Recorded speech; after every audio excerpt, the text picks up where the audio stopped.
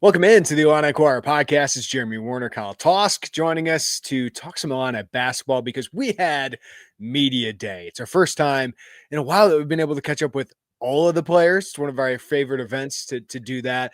But I think everyone can see Kyle, if you're watching on YouTube, is wearing his red and blue. The Cubbies move on in the playoffs. Congratulations, Kyle. What was that like to watch in the ninth inning?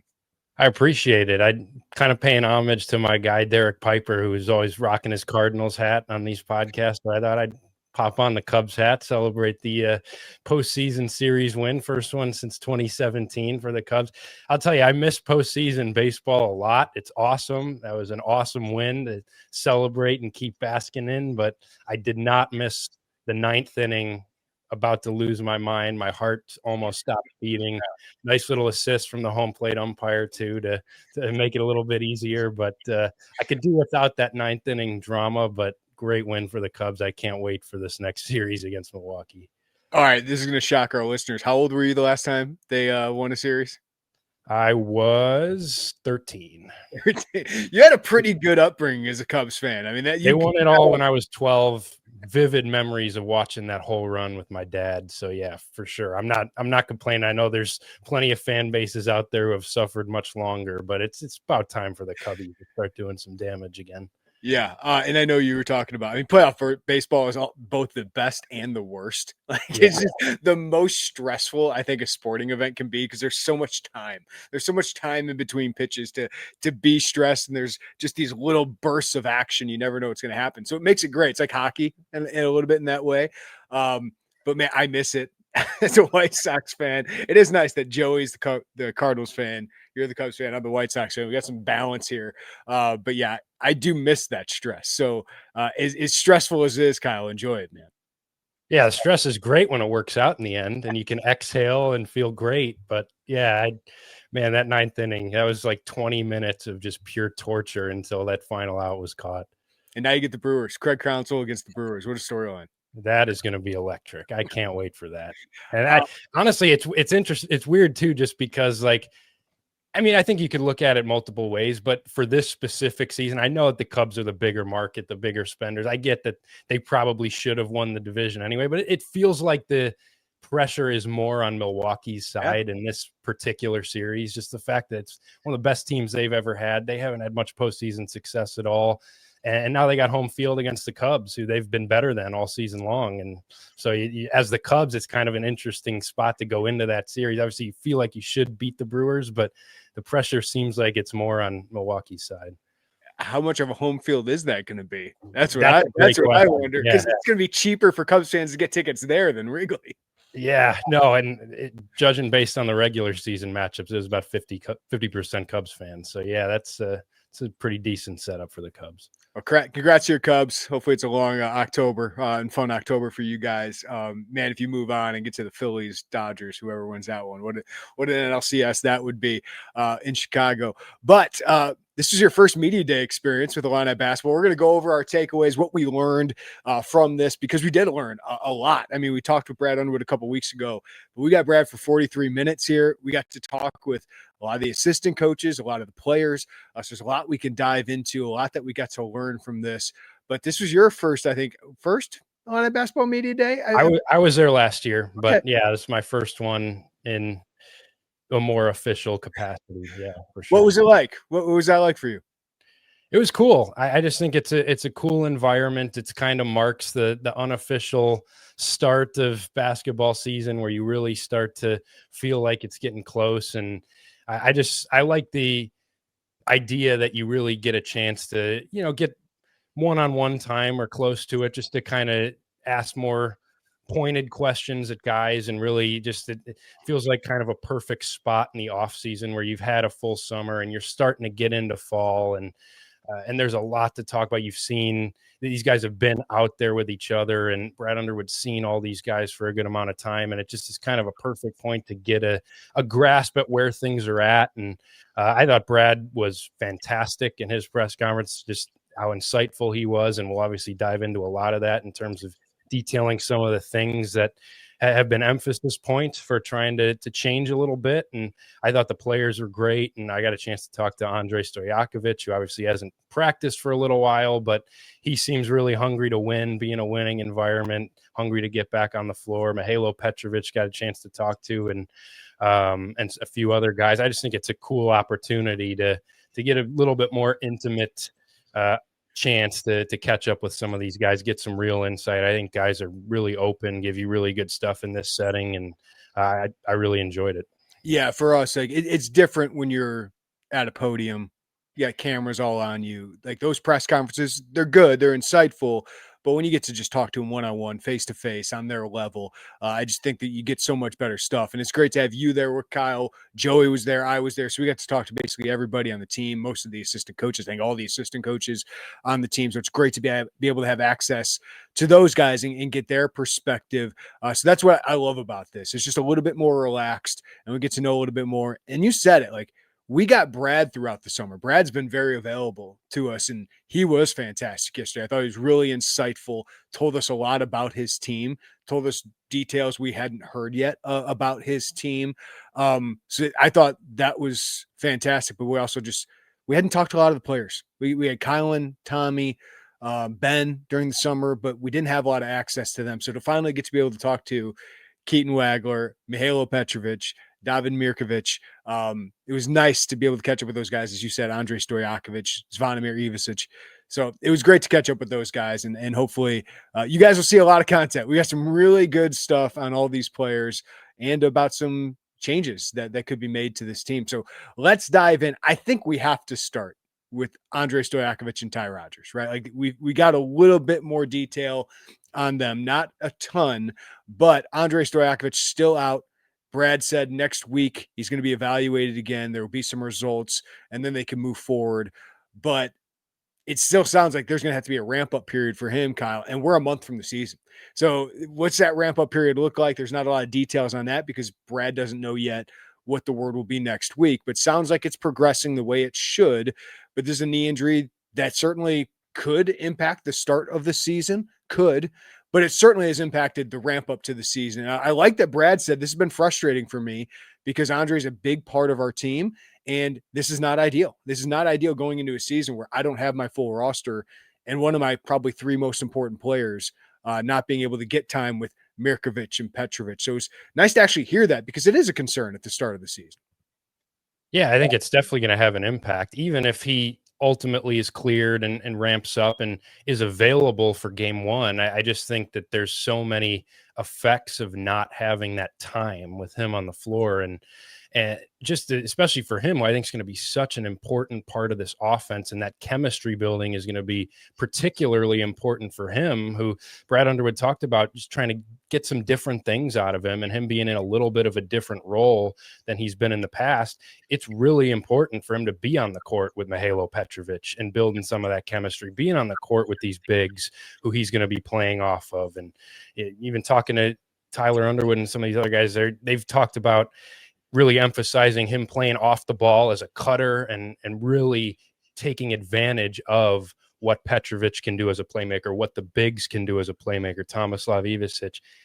You can't do that unless you're out there and really starting to get a feel for that. And we saw how that developed with a guy like Will Riley last year, and how that connection with him and Tommy really built throughout the season. Well, Andrej's not getting that time. And I just think it's, even if it doesn't necessarily keep him out of a regular season game, I think there is going to be an impact there. And we talked about it in the last pod too, just about how even if he had a full off season, if he had a full summer, full fall to start building that chemistry, be on the court, picking things up, transfers still sometimes start a little bit slow. It still sometimes takes these guys some time to get their footing and really get comfortable in a new system, doing new things.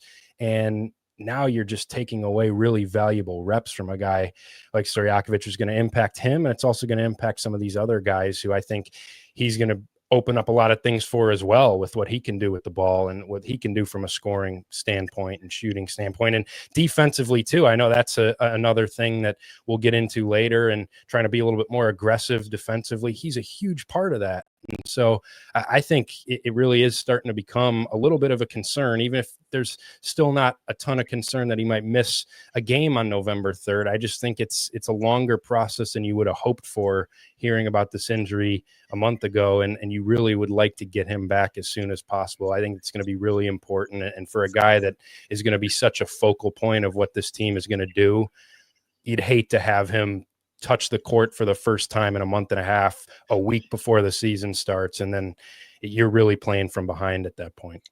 Yeah. And you mentioned the defense. That could be even bigger than the offense, because at least he got some time with Ivicic and Wagler and Boswell and Hummerkaus. It's the Petrovic part that they haven't, but the defense part of it, getting more reps in that, a new defense, it sounds like we'll dive more into that. I think that's really important, just to have that defensive chemistry. And Brad said they still have a lot of work to do on that end of the court. So, and the other part is, we talked about this last time, Matthew Meyer took time. Terrence Shannon took time. Marcus Domask, all these guys have. Kylan last year, it started pretty well, but like they're still just figuring out what your role is on that team. That was going to happen anyway. You add an injury to it. It just could make it a little bit more difficult for that. So it'd be interesting to monitor when he's able to come back and what that looks like early in the season. You hope that continuity puts a little less pressure on him to where he doesn't need to produce as much for this team to have some success, because those tough games come right away. They come really early in the season for Illinois. Ty Rodgers, we actually got some detail here. Ty Rodgers, no timeline for that on Brad Underwood. But Joey was there. I don't know if Joey asked the question or if one of the WCIA guys asked the question, or WAND. But Ty said he has a partially torn patella tendon. So finally, we get some detail. And if you just Google that, you AI that, whatever you look at, 6 to 12 months is usually that. So it happened in June. That could leave him an opportunity to come back at some point this season. I don't know what kind of player you'd be getting from this serious of an injury that can really impact careers, Kyle. But I think we can say, like, Ty Rodgers is not expected back anytime soon. He does not have a brace on right now. Brad is not giving a ton of details, but that is a serious, serious knee injury that usually costs a season for a lot of guys. So maybe it's towards the end of the season, but then I don't know what you'd be getting. But I think at least now we can talk, Kyle, with certainty that this was a serious knee injury and that he is not expected back anytime soon. Yeah. And not only do you not know what you're getting the player, but I think there's other factors at play there then for Ty Rodgers himself. And obviously there's uncertainty about the 5-5 and everything, but you look at that and you're coming back in February for a team that's already kind of established roles and is meshing together. And maybe you're playing spot minutes here and there, trying to work your way back up. At that point, is it worth it to come back, as opposed kind to of like Luke Goody, like Luke Goody a couple years ago? Yeah. The difference is, if that 5-for-5 rule passes in the middle of this year, there's no point of him redshirting, right? Because he's already used his red shirt and he can't get an extra year of eligibility. That would change. But if a medical red shirt is still a thing, yeah, it would make sense for him to just sit out there. Because what's that knee going to look like? He's not going to be the same athlete, right? Right when he comes back. So yeah, I would just put it in my mind, like, if he's part of this team at any point on the floor, that's a surprise. That's how I would approach it after him saying out loud that it was a patella tendon. Yeah, I think you have to operate without expecting him to contribute this year and move forward. And if you get something from, if he's able to come back and you can find a place for him to work his way in, then that's great. But I think you have to operate and move forward without him in the plans. And I think that hurts this team and it hurts the depth. And again, we've talked about in the past, but he gives you an element that you don't necessarily have anywhere else, with his athleticism, with his quick burst, with obviously his length. I think would play really well in what they're trying to do defensively. And you don't have that. Obviously the rebounding is going to be a huge loss, but yeah, it leaves you short on depth on the perimeter at both the wing spot, at the guard spot. And yeah, it stinks for him, because that's just such a serious injury. And for somebody whose game is based so much on his explosiveness and his athleticism, you do wonder what the future looks like for him. Can he come back and be a high major, heavy minute rotational guy? Those are questions you have to ask now, and we'll see how that recovery process goes. Is that future going to be at Illinois whenever he does come back? That's stuff that obviously you tackle down the line, but it stinks to have an injury like that. And obviously it happened not even in practice or playing for Illinois, but just in the off season playing pickup. And it hurts to see that for a guy who has been so bought in on the program. And the prevailing thought was that he probably wasn't going to be back for this year. He came back, and he's a guy who's been here for 4 years now in an era where that's so rare, even though he hasn't necessarily been a featured guy at any point. That it hurts to see that for a guy. And I'm sure he's still going to have an impact. And we've seen Brad Underwood talk about how much he can still be a voice and an important voice on the sideline, but you're missing a pretty important contributor that could have really helped in a lot of areas, especially from a depth standpoint and just some of the different things he brings. In this day and age, for a guy to redshirt his junior year only to come back for a fourth year, and then he has that injury, that sucks. It just absolutely sucks. He's a really good kid, really good representative of the program.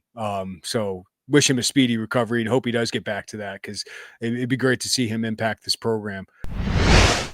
Fall's here. Crisp air, football, maybe a bonfire or two. But if you're like most guys, you're still putting in hard work. And yeah, that means sweat. Don't let body odor side on you. Mando deodorant plus sweat control is for real working guys. Formulated to stop odor before it starts and doesn't mask odor with overwhelming fragrance. So you can tackle anything from the job site to tailgating with confidence. Don't mask it, Mando it. Guys, Mando sent me their starter kit, and it is a fantastic product. It keeps you fresh all day long. It's not your typical deodorant. It's clinical strength, and it's 2 times better at controlling sweat than the standard. It controls both sweat and odor for more than 72 hours. And after just 12 hours, underarm sweat was reduced by 92%. This stuff works. So try out their starter kit, which includes deodorant, 2 free products of your choice, like their mini body wash, deodorant wipes, and get free shipping. And as a special offer for our listeners, new customers get 20% off site-wide with our exclusive code. Use code Illini at shopmando.com for 20% off site-wide and free shipping. Shopmando.com. That's SHOPMANDO.com. Please support our show and tell them we sent you. Mando's got you covered with deodorant plus sweat control. Say goodbye to sweat stains and hello to long-lasting freshness. All right, let's move to the backcourt, because with Ty Rodgers' injury, even Stojakovic is, that's a pretty big guard. I would call him a wing. But still, those 3 positions, that backcourt, that wing spot, they're pretty thin. But let's talk about Mihailo Petrovic and Keaton Wagler.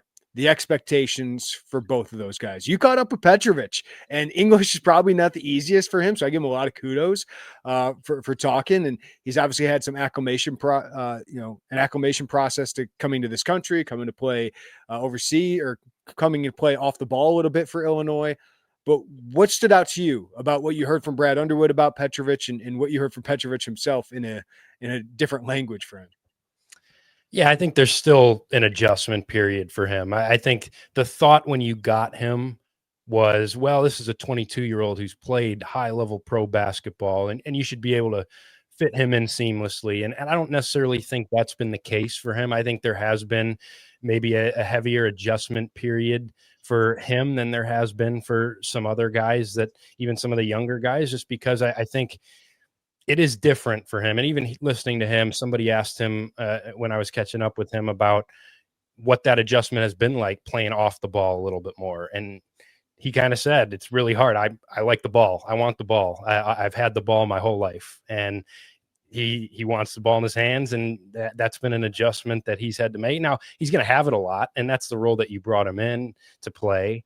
But I just think you have so many other options and so many other things that you can do offensively that don't have to be so reliant on him, that just him being able to impact things without being in a ball screen or making a play with the ball in his hands is something that he's learning a little bit. And I just think the speed of the game is something that you want to fit him in, because that's the one thing that Brad Underwood said. And that's the one thing that we've talked about in the past is his speed and his open court ability. He can really help you from a pace standpoint, from a transition standpoint. I think that's where his biggest impact can be on your offense. And he said that it's been an adjustment because the game in Europe is a much slower game, much more of a half court game, but he's naturally fast and he wants to run. So he really enjoys playing Illinois style, but it's still an adjustment to kind of get up to speed on what that looks like. And so it'll be interesting to see. I think the expectations for him maybe have backed off a little bit, just in terms of what that role is going to look like right away, or how much he's going to have the ball in his hands from the jump and how much the offense is going to run through him.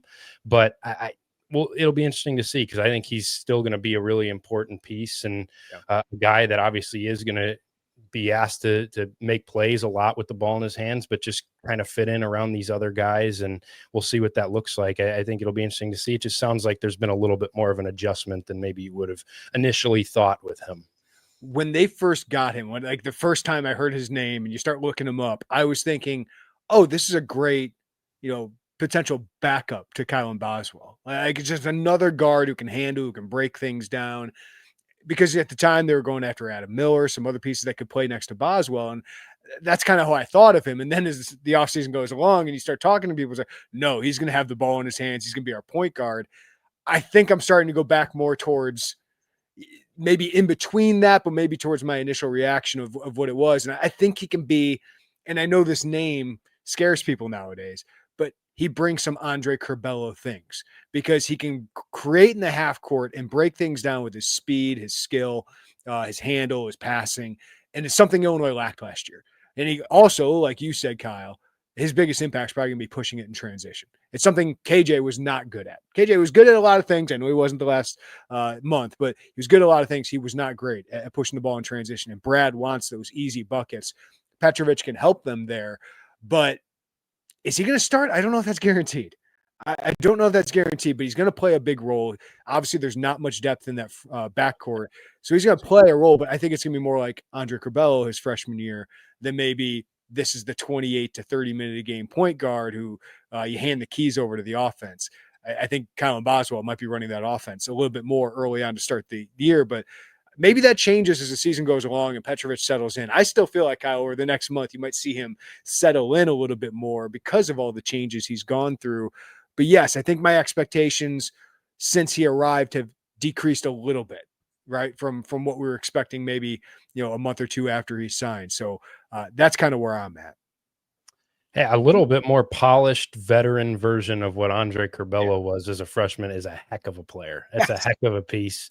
And you even saw in that situation, I know obviously it's different just because Curbelo was so young, but you saw Curbelo really come into his own by March. Like it was just a steady progression of how much he impacted things. There were games where he took over. He won Illinois games. There were games where maybe he struggled a little bit in certain matchups, but a really important piece to have regardless of what that looks like at the start of the year. I agree with you. I think it's going to be a steady progression for him, which that's the thing that I'm kind of reevaluating a little bit more. There was still, for all these international guys, I think there was expected to be a transition. There was an adjustment. I mean, Tommy went through that. KJ went through that.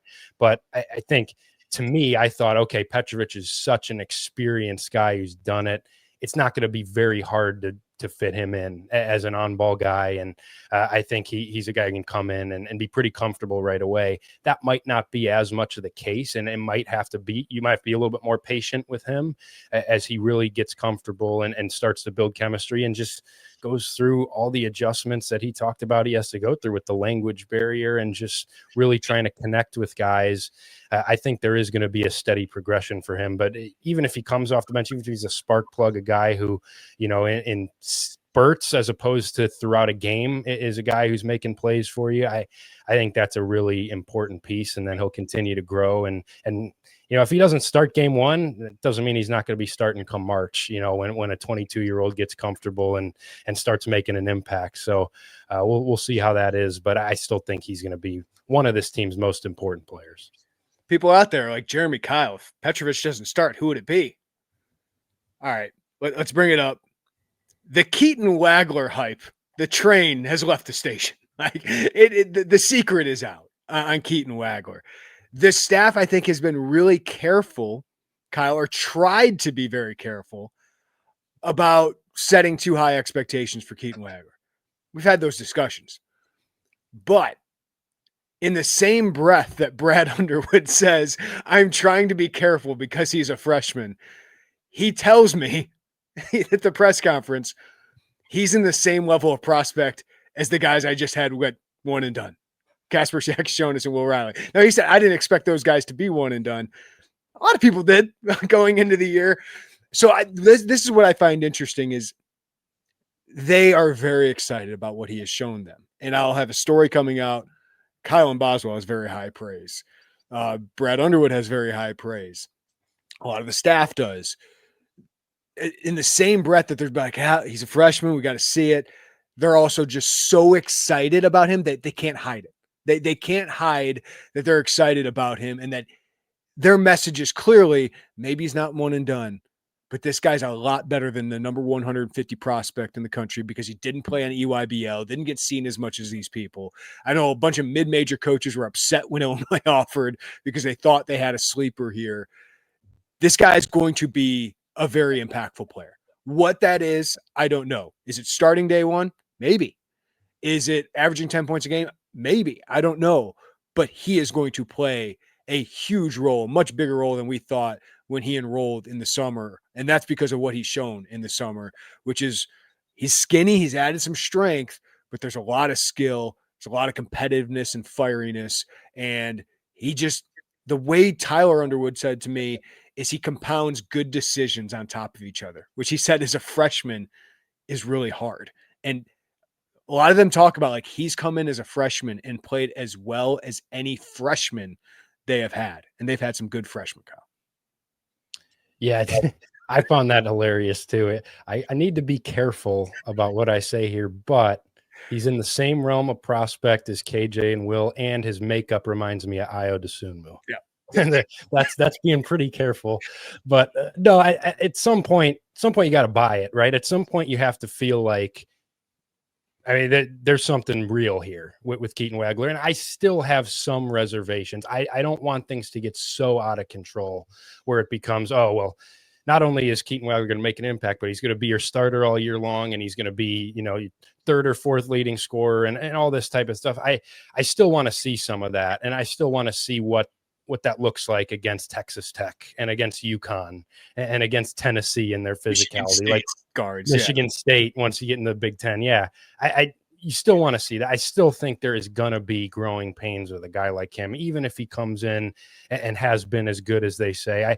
But I think you have to start taking stock in what's being said. And when you hear it from a guy like Kylan Boswell, who's guarding him every day in practice or most days and is playing alongside him, and you hear it from so many different coaches. It's not just Brad Underwood who's trying to say nice things about everybody on media day. It's real. And you've been hearing it for all summer. Yeah.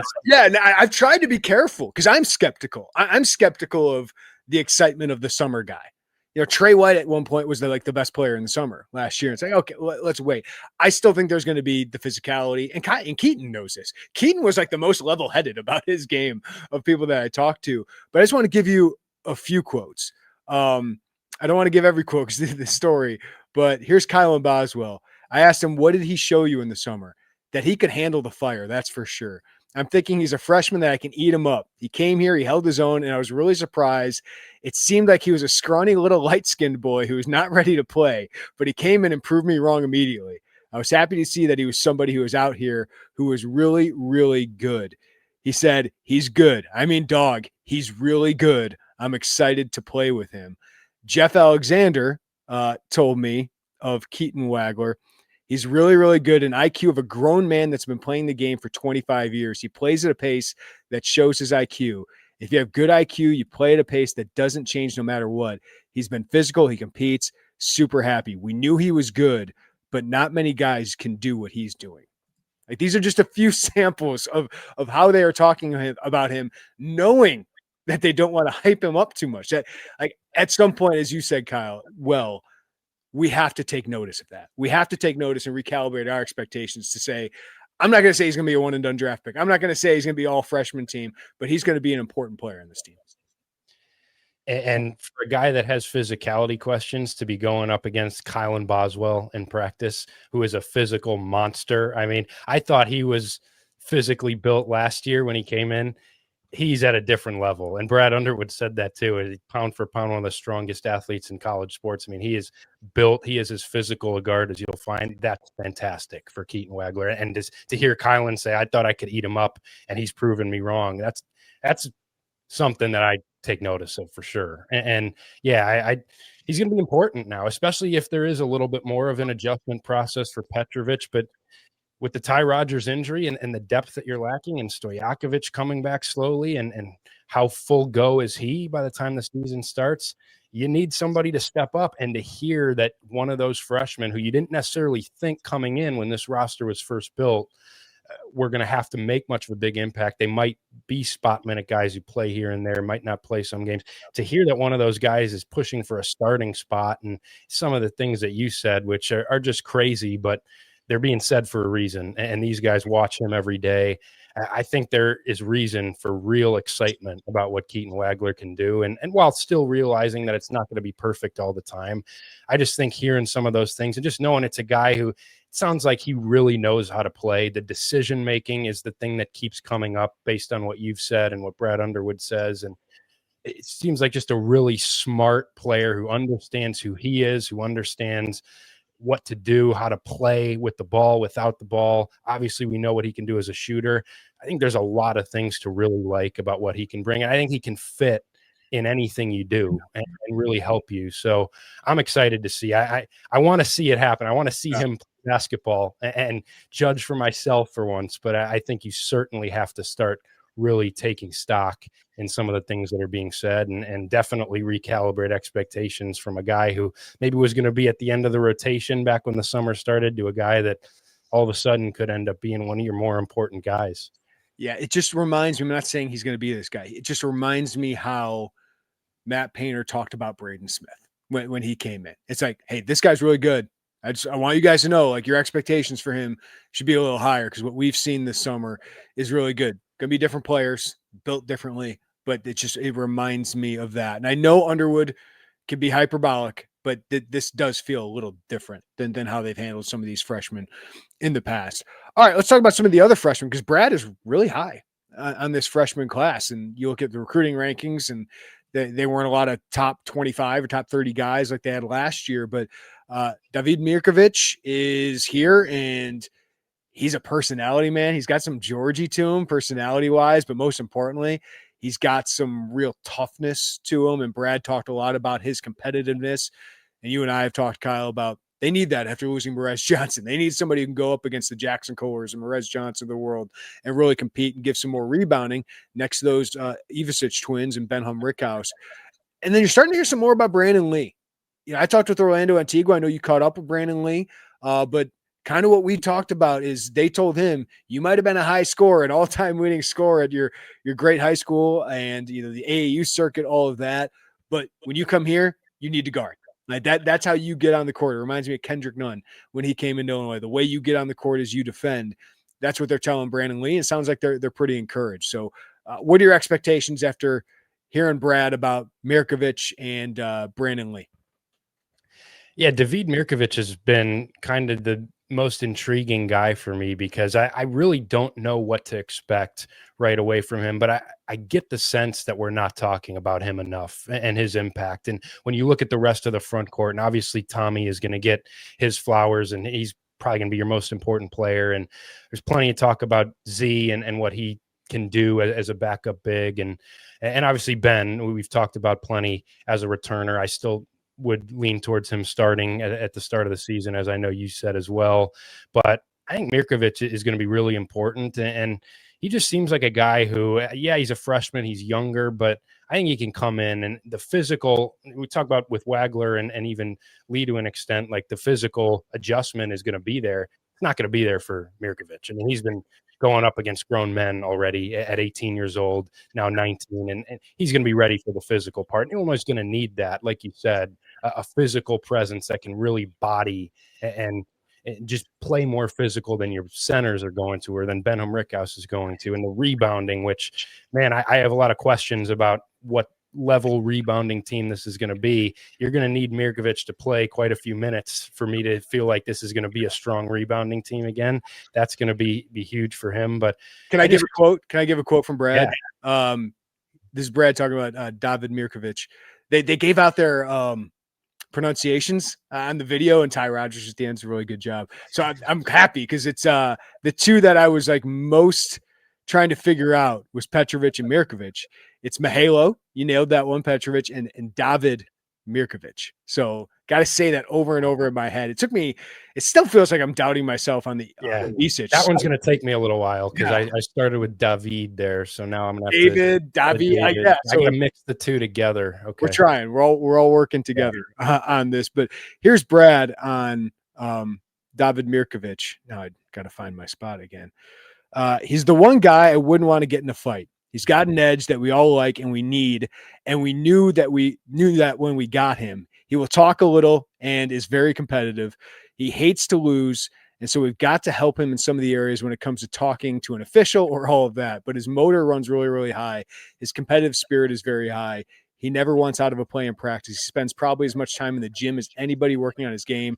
So he's strung pretty high when it comes to his competitive spirit, and that's a really, really good thing.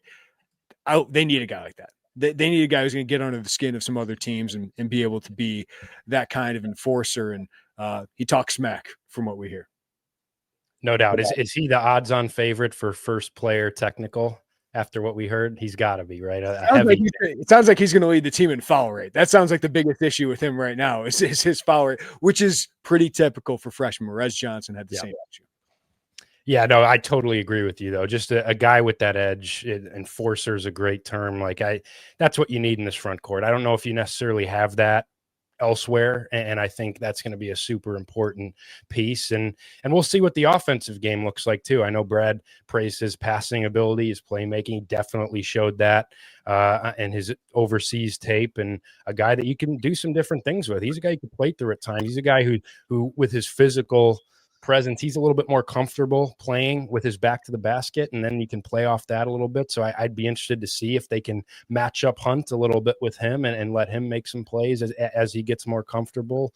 I think there's a lot of potential there, and I with him too, I think there'll be a progression as the year goes on. We'll see what that role ultimately settles into.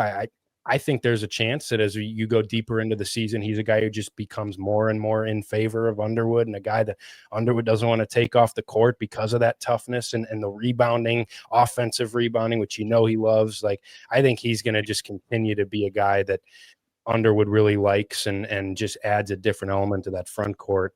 As far as Brandon Lee, I was wondering how you felt about the Andres Felice comparison, because I don't think you can. Everyone's Andres comparisons out there to just anybody around you. No, that's my thing is make KJ, make Will Riley, make the comparisons to one and dones. But Andres Felice, whoa, what are we doing here? I just hold that guy in such high regard. Now, Orlando Antigua, I asked him about that, and he goes, well, let's remember Andres Felice came here as a 21-year-old man. Brandon Lee is not quite that, but he said they do have some similarities. They play with some of that kind of physicality downhill, and he's getting at it defensively. I just like that he's heeded the call.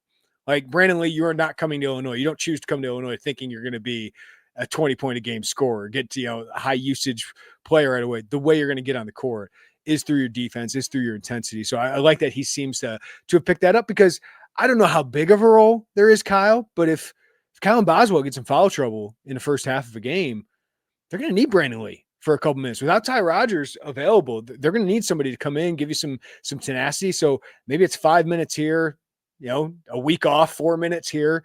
But at some point, they might need him if Kylan gets into foul trouble or if they have an injury. So he is a very talented player. I was a top 100 prospect. So I do like that he's kind of bought into that from everything that people have said. But yeah, Andres Felice, well, that's an all-time great. Okay. Yeah, it's great that he knows exactly what's needed of him. I asked him, what is his emphasis in terms of trying to earn minutes and get on the floor, and he just said, be a dog defensively and get after it. And I still have that scorer's mentality, and I'm always going to have that, but I know that I got to be a dog defensively, and then when those opportunities are there, I can still go get a bucket. Knows he doesn't have to, he's not being asked to do a lot, and if he does work his way onto the floor, it's just to simplify things for him and just go out there and be an energy guy, be some of what Andres Felice was, which is just a really tough perimeter guy who got up in you, was really hard to beat off the dribble, and was just really tough. And he's built, and he's a guy who I think will not have nearly the physical adjustment that Keaton Wagler will have. It's still obviously need to add strength, but he's strong already. He's built. I think he's a guy who definitely can impact things. And that's just going to be the focus for him is defense. And I think he realizes that. And I think he has a lot of potential on that end of the floor. And you hope that, you know, even if it's just a spot minute role here and there this year, that's a guy that you could build with and just continue to see grow and grow and grow. And if he can become a elite defender as an upperclassman and a guy that then starts to get more offensive opportunity, where he is a very talented piece and a guy who could definitely get downhill, get to the rim, play physical, that's all you hope to see from him. Yeah, and we still got to figure out, is this 5-for-5 thing going to happen? Because that could really impact Kylan Boswell, who can make a lot of money in a fifth year of college if he gets one. But, man, is there a better guy for Brandon Lee to see in front of him? He said that right away, too. He said, yeah, I've been learning so much from Bam and how just defensively, and he's a great, great mentor for him. Yeah, and, like, what a replacement Brandon Lee could be for Kylan Boswell, whether it's next year or the year after, because Illinois guys, like, their focus now is retention. Like they're going to go in the transfer portal, get a couple guys. You hope it's not 11 again, right? You don't want to go do that. It's very not cost effective anymore. And with a cap to what you're spending, you got to be able to keep some guys. So internal development, high school kids is going to be really important to this program again moving forward. So guys like Waggler, Brandon Lee, Mirkovic, next year, Ethan Brown coming in and Landon Davis. And we'll see if they can add somebody like Lucas Murillo or somebody like that. It's going to be significant, more significant, I think, moving forward. I think it's going to be more of a priority for Brad Underwood to retain those guys than has been in the past. So that would be huge if he can learn a lot from Bam and, you know, whether it's this year or next year, kind of take on that role, because they don't have anybody else like that on the roster. So that'll be fun to watch. All right, let's get into more of the schematics, because I think we got really good detail from Brad about this, or at least the most detail we have gotten. He has said the defense will be different. And he said yesterday, I hired Cam Crocker and I have empowered him. He's given him a long leash to do what they want defensively. I will have a story on this. I think Cam Crocker is the X factor of the season, right? Because defensively, while they were metrically good, they didn't make teams uncomfortable. And Brad clearly wants to change that. He said, I want to create 5 or 6 more easy opportunities to get buckets off of our defense. That's transition. Right. And you don't have Terrence Shannon anymore. So maybe the defense has to create those more than just a superhuman Terrence Shannon Jr. creating that by himself. So, I mean, Illinois was 360th in the country in forcing turnovers each of the last 2 years. I don't think they're going back to ball denial like they were in Brad Underwood's first few years when he was number 4 and number 24 in the country in turnover rate, but they also were like one of the worst in 2-point percentage defense. Like that's not going to happen. But he said, I want to get some balance out of that. He said, just some different ideas have helped, some different techniques. I think that Cam's done a great job of adapting to our personnel, our size, and what it looks like, taking advantage of Bam, who I think is one of the best defenders in basketball. So I think we're emphasizing some things a little differently. Deflections, back in the passing lanes. Some of those things that we did early on when I had the job, but not that kind of reckless abandonment, so to speak, that we had early, but a little more aggressive. I like hearing that, just a little more aggressive. And I think they're just going to be a little bit more unpredictable and a little more versatile. And one of the things Boswell told me, and nobody wants to say exactly what they're going to do, right? Which I understand. Kylan said, they let me be me. He wasn't able to be him in this drop defense last year. So I think they're going to let him freelance a little bit. I think they're going to let him especially be more aggressive. Yeah, I love hearing that. I think it's a needed change, and I think it could be really beneficial for this team. Now, I still think you're going to have to see it play out, and I like the way you put it. Is a little, I think you don't want to go too heavy into that, because I don't necessarily think that you totally have the personnel to be this ultra aggressive, turn everybody over defense that's flying around, deflecting balls. Like, just you don't have Nana Egwu back there that's able to just, cover everything up. Yeah. Right. And you just don't have the length on the perimeter a ton. I mean, Waggler will help that and Stoyakovich will help that, but you got Petravic out there. He's not going to be much of a disruptor. Kylan's an awesome defender, but he's more of a stronger, up in your grill physical guy than he is a super long, fly around with speed type of guy.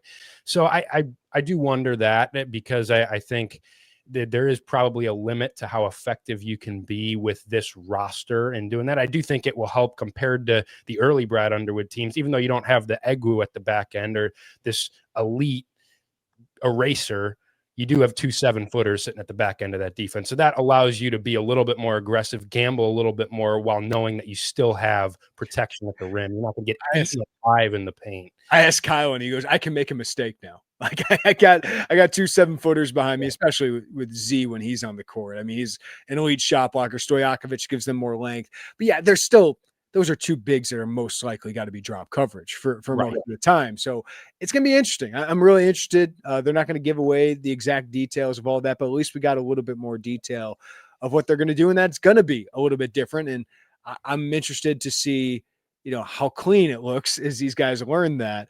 Colin said they've all been very open to it though. And they've been very excited about what Cam has brought. I just think Cam is, going outside and hiring someone outside, like, you can't accuse Brad of being stubborn. He has changed a lot of how he's approached. And I even talked with Zach Hamer, who was the defense coordinator last year. He said, he admitted, like, yeah, we got stale. We needed an outside voice. That's great to hear. If you're in a lineup, I like that your coaches are thinking outside the box and want somebody to come out and say, hey, what do we need to do differently? What can we do differently? So I think Cam is going to be an interesting impact on the season.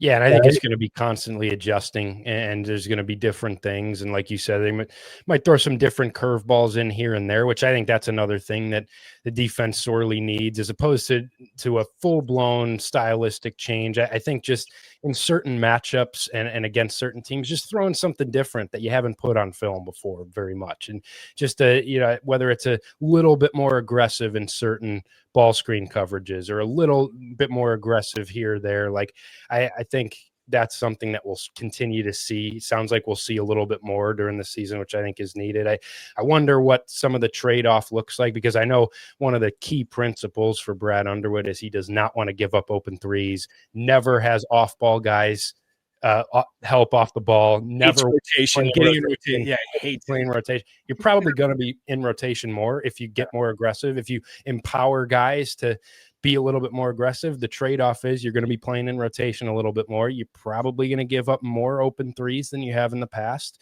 And so there's going to be a little bit of a give or take there. So we'll just have to see. That it's going to take some time to find the right balance of what they want to do. And like you said, just have guys get comfortable, especially as we talked about it at the beginning, not having Stoyakovich out there. Talk about one of your longer guys who can be one of your more disruptive perimeter players and force some turnovers. The guy who averaged 1.2 blocks a game last year. Not having him on the court to really work in this defensive style, that hurts, and that's going to take some time to get him up to speed. So we'll see how it goes. I'm optimistic about what we've heard, and I think it's necessary, but I still think that there's some things that are going to, there's just going to be a trade-off there, and there's going to be some things that maybe are mistakes made early, or things that give up things that Illinois hasn't in the past as you try to find the right balance there. But I like hearing that, and I do think it could serve this team right. Like you said, just to make teams a little bit more uncomfortable, be a little bit more unpredictable, and not have teams just be able to expect exactly what you're going to do and be comfortable early in games. I think that's really important. I like the word trade-off, because 5 of the last 6 years you've been bottom 50 in the country in turnover, defensive turnover percentage, but you've also been top 40 in the country in 3-point attempts percentage, and really good at 3-point defense. And you've been top 50 in 2-point percentage defense. So you haven't given up easy shots. You're giving up tough twos. That's what he always talks about. Tough twos, mid-range twos. The problem is that some teams, when they're good at those, Kyle, like, they can just really exploit you, right? So you are going to give up some open threes. That can hurt. If you're going to give some open looks at the rim, that could hurt. But I like that with Brad, it all came back to, we want to do this defense so we can score more points, so we can become more efficient offensively. Like, that's what it comes down to. Ultimately, that's what this program has shifted to. It's offensively focused. Brad Underwood said that, and I think you're just looking to maximize what this group can be on the defensive end and just complement what should be, and I continue to think will be, a really good offense as much as you can, and allow your defense to, like you said, set up your offense a little bit more. I just think that's foundation of how Brad Underwood wants to build now. Is he wants to always be looking offensively minded, and kind of see where things can go on the other end from there. Kyle, I think anybody who's watched Brad Underwood for the last decade now knows that if you ask him about shooting in the middle of the season, you say, I'll be angry if they don't shoot. If they're open, shoot it. But that's in the season. Now he actually admitted yesterday that, yes, our shot selection could have been better. We shot too many that were contested. We shot too many that were early in the shot clock because the numbers were ugly, man. We saw it all last year. They were 29th in the country in three-point frequency. 47% of their threes, or 47% of their shots were threes. And they ranked 305th in the country in three-point percentage at 31.3%. He said they got carried away with too many early in the shot clock, too many that were contested. So he said they're looking at shot selection in a different way. They're a good shooting team, but he said we kind of got to embrace Andrej Stojakovic as a mid-range guy. Kylan Boswell, Keaton Wagler, Brandon Lee can get downhill. He talked about Tomislav Ivicic as a good post-up player once he had strength. So I'm interested to see how much they run through that. But what did you make of that? His discussion of shot selection, some tweaks they could make to that offense. It was definitely refreshing to hear because it is something that, like you said last year, I think we all saw it. And the response typically was that I'm never going to dissuade guys from shooting. I love the shots and we've got to keep shooting them. We're going to make them. And I think now you start to reflect on things and you realize that, yeah, there's some tweaks that you can make and just really focusing on that based on this roster, which I have questions about overall how good of a shooting team this is going to be. I think the front court's going to be awesome. I think it's going to be a really good shooting front court. And I want those guys taking a lot of shots. I want Tommy taking a lot of shots. I want Z taking a lot of threes. I want Ben shooting them when he's open, when he's confident. But your story asking questions about the roster, somebody comment, there's a lot of questions about shooting. Yep. And I was like, yeah, there are questions about outside shooting. Of the front court. A lot of the questions were, how good of a shooter can this guy be? How efficient can Stojakovic be? Can Boswell shoot three better? What does Petrovic's shooting look like? So I think your perimeter guys, that's something that you really want to cater to their strengths. And I don't necessarily think that's outside shooting. Well, I think all those guys can be solid shooters. We saw Kylan Boswell. I think Kylan Boswell was one of the biggest culprits last year of early clock, just unnecessary threes and for a season in which he wasn't confident. He passed up good shots for harder shots last year. Yep. And so you want to ingrain in his mind that mindset that he had late in the season of get downhill, attack, get to the free throw line, use my physicality. You want Stojakovic playing to his strengths, which is getting to the paint, getting to the mid-range, sizing guys up one-on-one, using his craft around the rim to score. And then when those shots are there, he can take those. Petravic, another guy who I don't know what level of shooter he's going to be, but you obviously want him with a attacking mindset, a guy who's going to break you down and get in the paint, play off of that, spray it out to guys. So, yeah, I think it's refreshing to hear that. I think it's necessary. I still think this team will get up its fair share of threes. I'd venture to say I still think they'll be top 100 in three-point percentage nationally, like a top third in the country in that. But I think you want to maximize what you have, and you just want to eliminate some of those tougher early clock shots that he alluded to that just felt like they derailed games for Illinois last year. And you fell into that trap too often where there was no adjustment there. And it was just, look, we're going to get them up. And we're just going to stick to our principles here of we're going to get as many threes up as we can. And I think you're starting to see them pull off of that a little bit more and try to tap some different things. And I think this roster has so many different buttons you can push outside of three-point shooting with different things you can do with the way your bigs can pass, with the way that you have downhill guys on the perimeter. You want to tap into those things as much as possible. You do not want to fall into the trap of being a team that ends a game 9 of 38 from three in a loss. I'm with you. Like Ivicic, like even Humrichhouse's shots, like there were some that you can point to with Humrichhouse. I want those guys shooting. I want Zvonimir shooting open shots. I think the culprits were KJ taking tough ones because those went in early in the year. They didn't late. Kylan Boswell taking tough ones. And Will Riley did that a lot early in the year. He got way better, but when he got downhill, when Kylan got downhill, that's when those guys started cooking.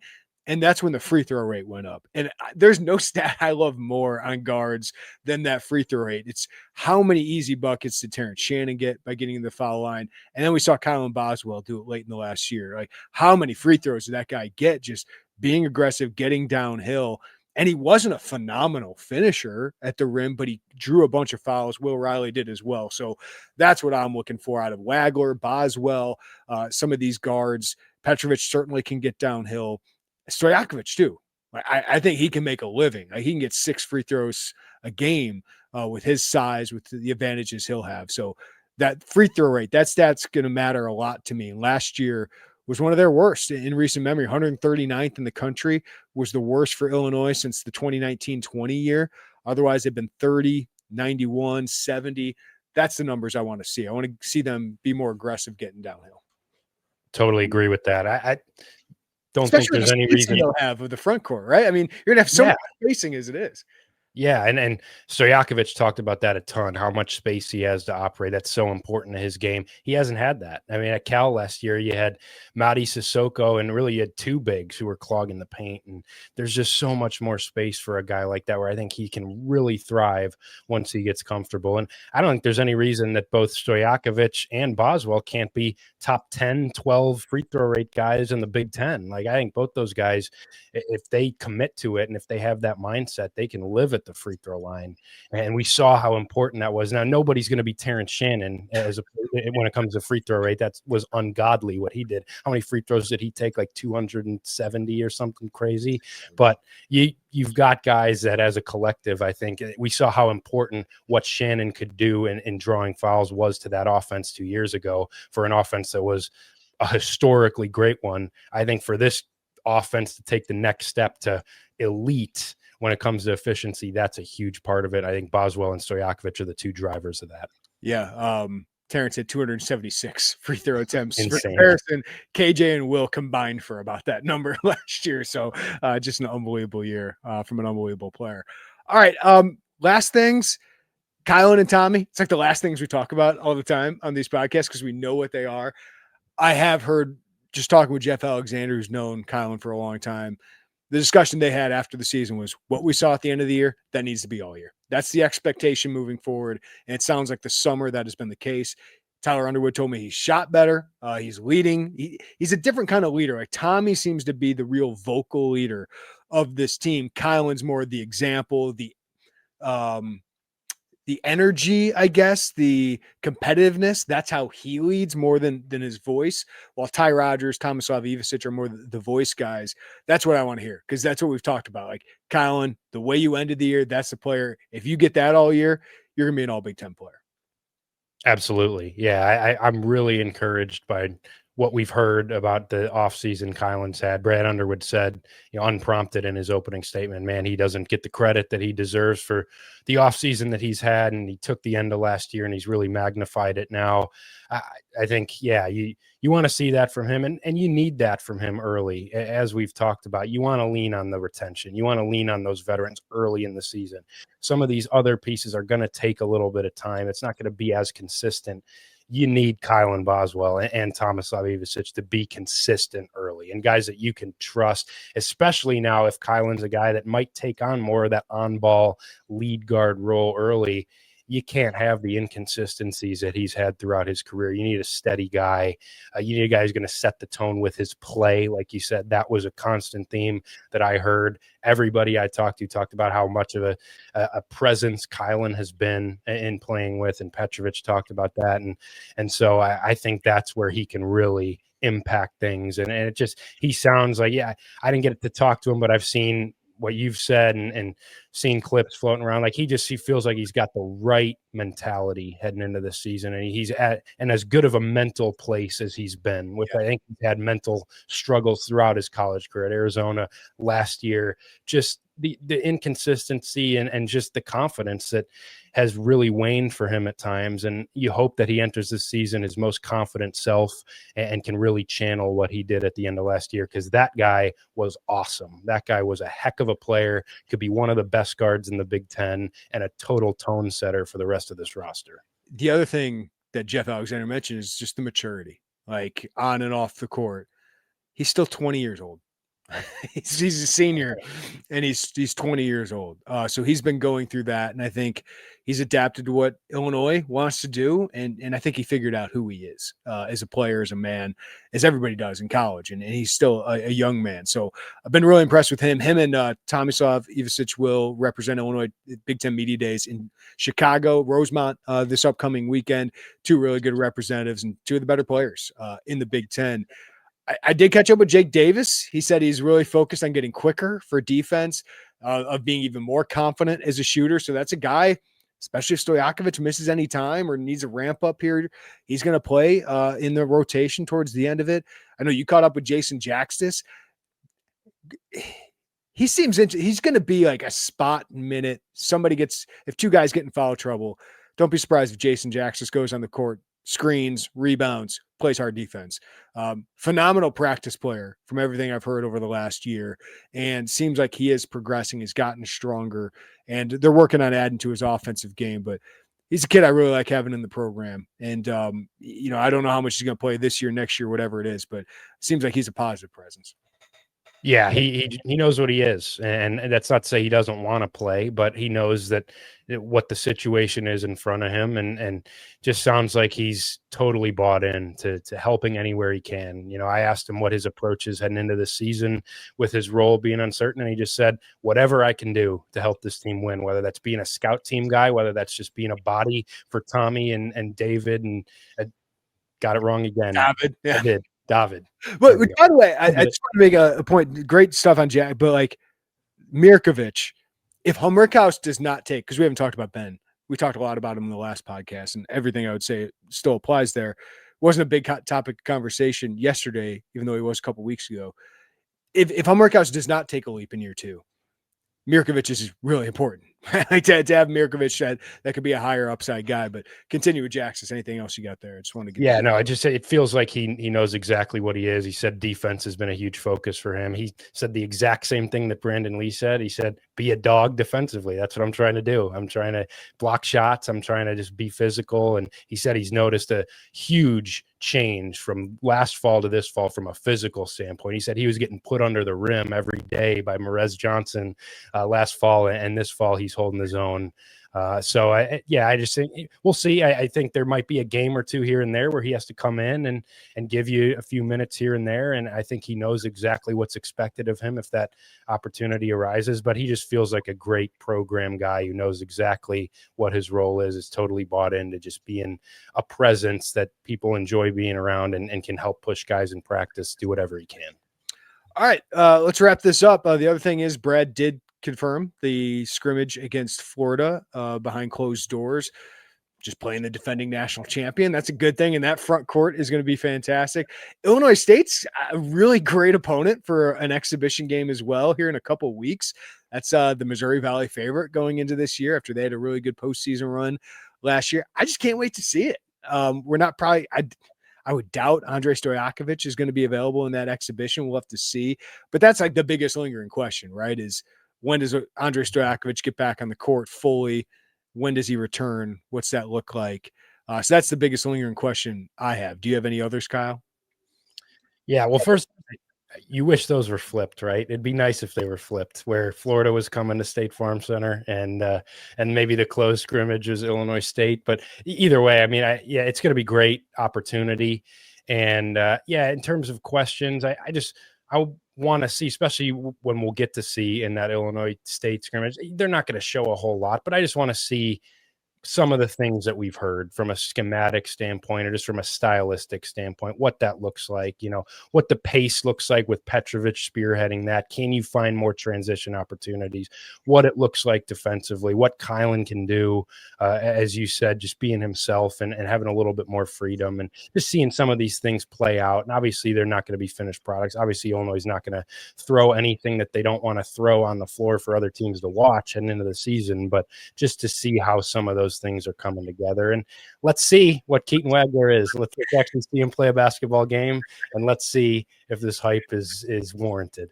It's one thing Tyler Underwood said. We still got to see him play a game. So we are very encouraged by what we've seen.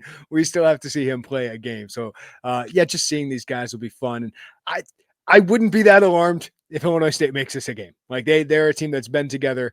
Illinois is obviously bigger, longer, more talented. I think they'll pull it out, but it would not shock me for so many newcomers if an Illinois State team that's bringing some guys back from a good postseason run gave Illinois a little bit. But yesterday felt like, all right, here we go. Basketball season's around the corner. Football's been great, and it's going to be a really fun couple of weeks here to see what they can be, especially with the Ohio State game. You got the rivalry game this weekend at Purdue, heading to Washington in a couple of weeks. But man, like hoops is around the corner as well, and it's an exciting roster. It's a really interesting, exciting roster. They always be under Brad Underwood here recently. There's nothing you can say if not that there's a lot of intrigue heading into every season. There's exciting teams.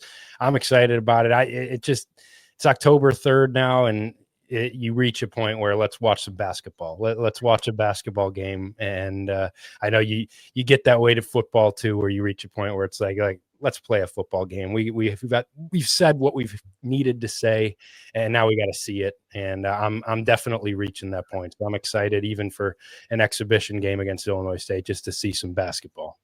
We got a ton of content coming out for Media Days. Be on the lookout for all of that. In a couple of weeks, I just set it up with Isaac Trotter and Michael Tulip. We'll have a season preview kind of roundtable here. So I'm really looking forward to that before I get a little bit of me and my wife get away for a couple of days during the off week for Illinois football. But we got that coming up. We got Big Ten Media Days coming up. So plenty of content coming up at Illini Inquirer. Before I let you go, though, Kyle, call your shot. How's this NLDS going to go for the Cubs? I think the Cubs get it done. Cubs in 5. Cubs in 5. Let's go. Let's go. Northside. All right. Thank you for listening to the Illini Inquirer Podcast. Give us a follow, rating, review wherever you get your podcasts. Check us out on YouTube. Hit that like button, subscribe, hit the notifications bell. For Kyle Tausk, I'm Jeremy Werner. Everybody have a great day. Take care of each other. We'll talk to you next time on the Illini Inquirer Podcast.